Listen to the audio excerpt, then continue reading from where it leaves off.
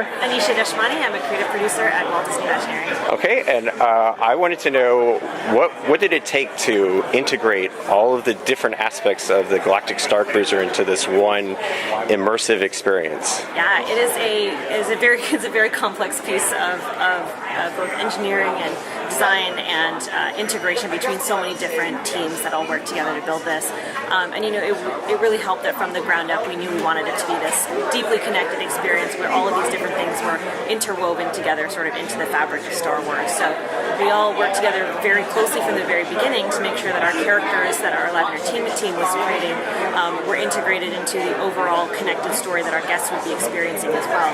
Sort of developing these storylines concurrently with all of these teams involved, as well as all of the technology to drive that connected story, how these things can connect together. And so guests use a Datapad on the ship, and that kind of helps drive the story. What was the work that you guys did to create that? It was kind of already in place on the Disney Play app. It seems to take another step up in this. Yeah, definitely. So we definitely leveraged the existing Star Wars Datapad from Star Wars Galaxy's Edge, and wanted to enhance it with some additional features to make that experience your own. You have your own personal journey through this 2-day, 2-night experience, and it really is your sort of companion through it. It keeps track of where you're supposed to be and when. It tells you what your personalized itinerary is, when your bridge training is, dinner seatings, that sort of thing. But it also sort of starts to reveal different parts of the story and allows you to dig a little bit deeper too. So based off of the bridge training you go to, you might have been interrupted midway through.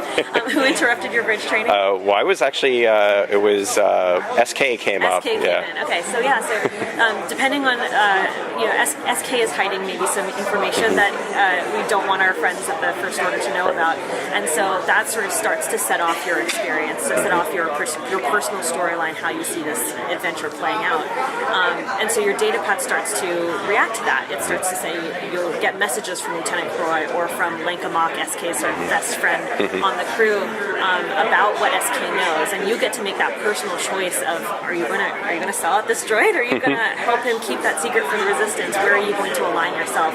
And that then starts to sort of cascade into other places for you to make decisions, places for you to explore, to discover the secrets of the Starcruiser. And what was it like developing all these stories? Because it's just got to be a flowchart that's a mile high and a mile long. Yeah, there were a lot of proprietary tools developed to keep track of all of that. Right, there are definitely lots of complex spreadsheets to keep track of who's where and when, and how the story plays out over the timeline.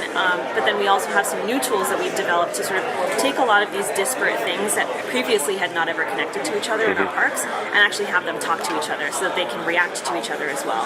So for the first time here, you're seeing a character performer, a digital version of that character, the events that you go to, the things that you see on various screens throughout the ship, they're all aware of each other. They're all aware of sort of this larger timeline and connected story, and they can react to each other based off of the things that you as a guest do, as well as the things that are happening around the galaxy.